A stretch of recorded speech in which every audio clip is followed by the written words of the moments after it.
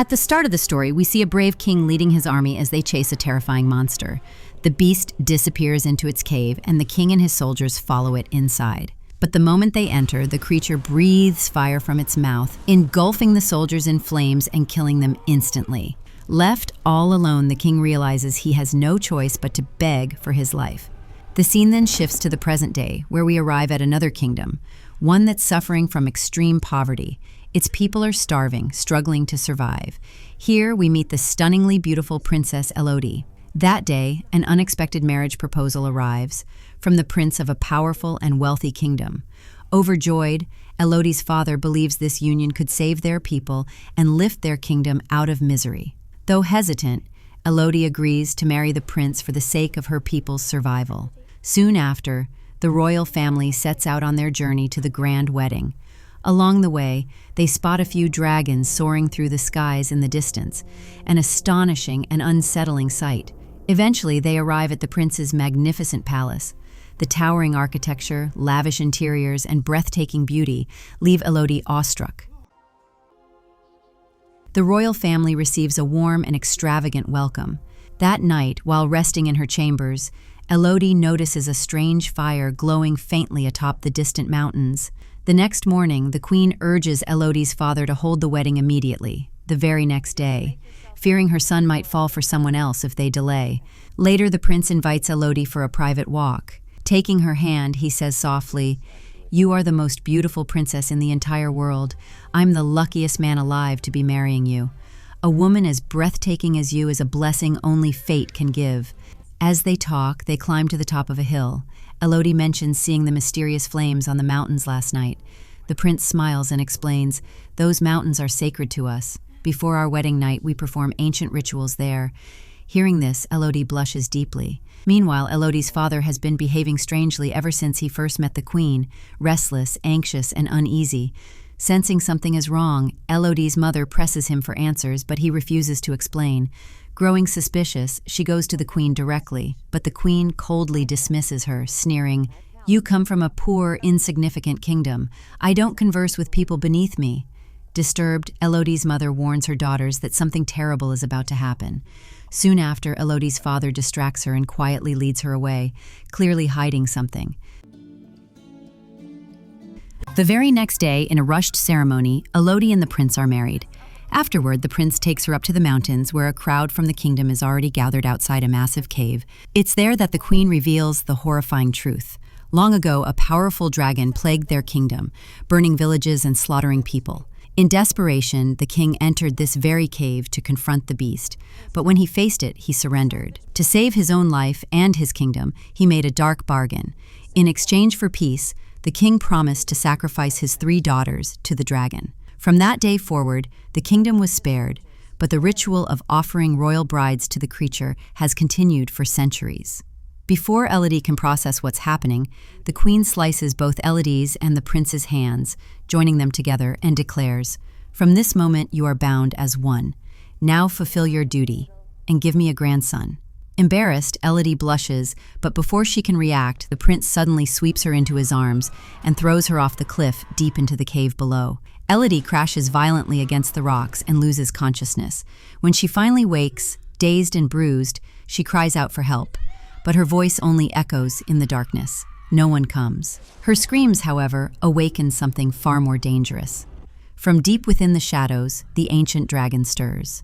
Realizing she's been betrayed and abandoned, Elodie makes a desperate decision. She must save herself. Climbing upward isn't easy. The jagged rocks tear at her skin, and she slips repeatedly, but she pushes on. Along the way, she stumbles upon tattered belongings, remnants left behind by other princesses who were sacrificed before her. Then, out of nowhere, a sudden blast of hot air brushes her face. She looks up and sees it, the dragon. The massive beast snarls, its voice rumbling like thunder. "You came here as part of the bargain, and, according to the deal, I will devour you alive. I can smell the royal blood in your veins." Before it lunges, Elodie bolts, running as fast as her battered body allows. The dragon roars and spews fire, scorching the walls around her. Barely escaping the flames, she dives into a narrow cave passage. Her leg, however, gets badly burned. Gritting her teeth, she tears a strip from her dress and wraps it tightly around the wound to stop the bleeding. Despite the agony, Elodie refuses to give up. While exploring the winding tunnels, she notices a soft blue glow radiating from deeper within.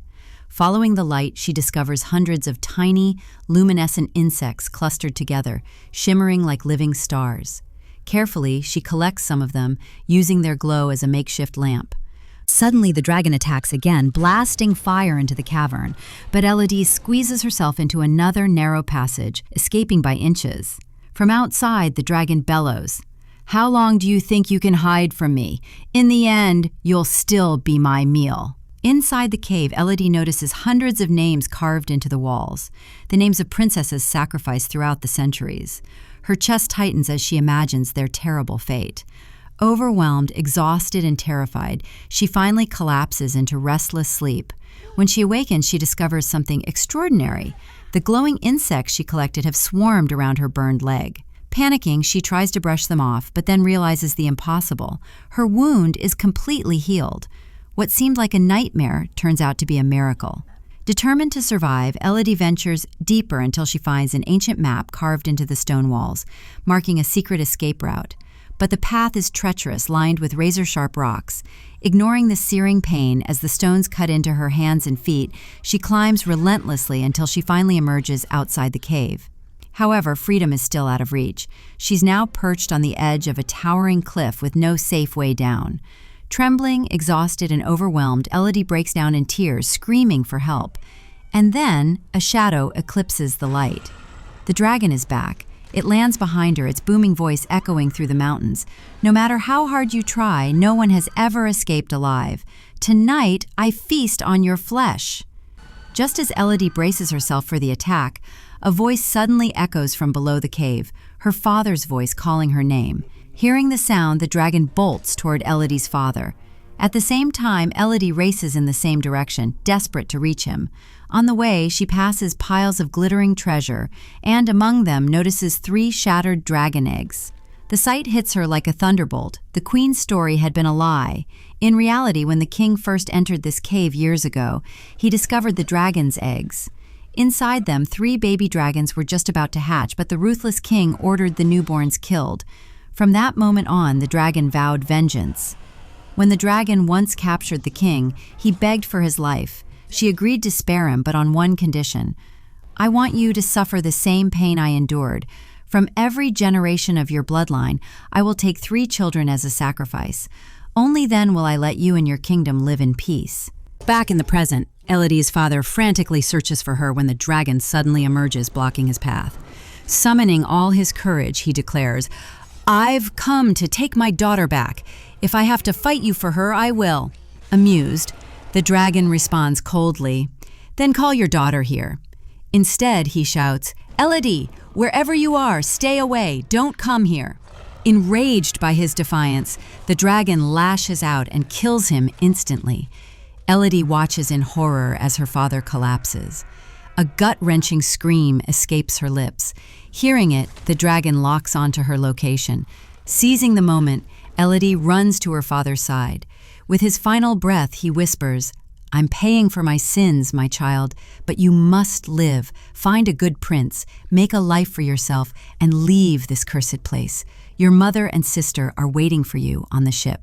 Summoning every ounce of strength, Elodie flees the cave, narrowly dodging the dragon's fiery attacks.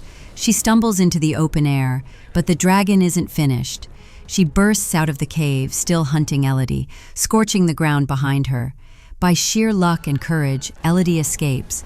From afar, the queen watches the chaos, her face twisted with rage.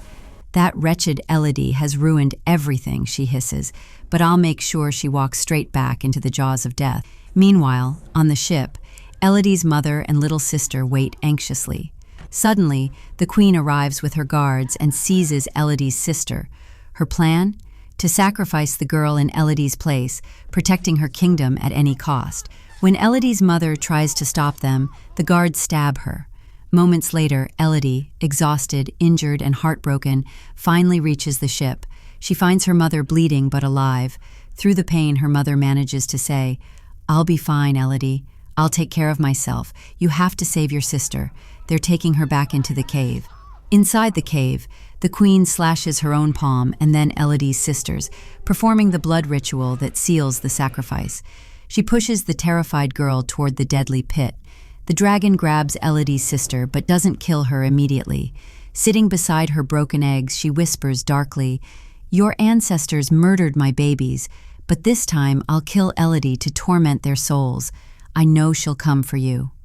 Right then, Elodie sneaks into the cave, clutching her father's sword and carrying glowing blue fireflies, a rare source of healing power.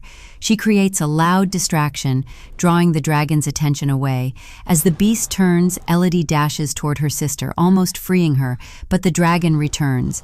Pointing her sword at the creature, Elodie shouts, "We were lied to. They told us you attacked their kingdom, but the truth is they killed your children." The dragon roars back, "It doesn't matter. They were your ancestors. By killing you, I'll finally have my revenge."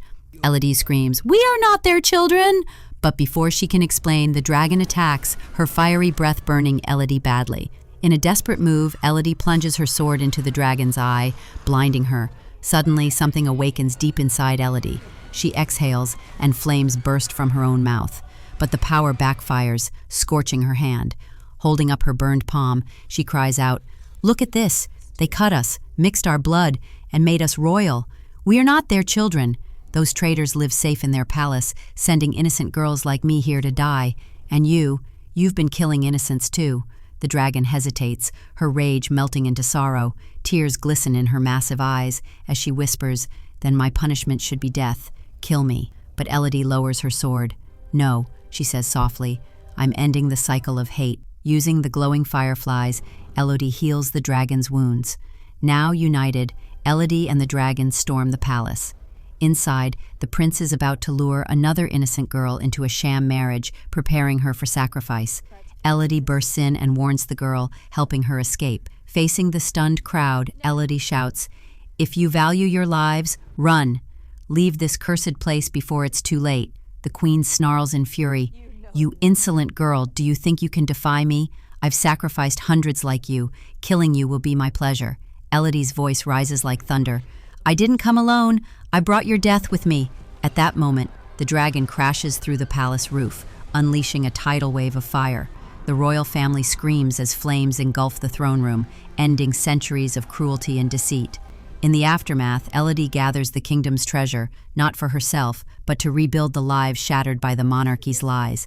And as she returns to her own land, a once feared beast soars beside her, no longer her enemy, but her fiercest protector and friend.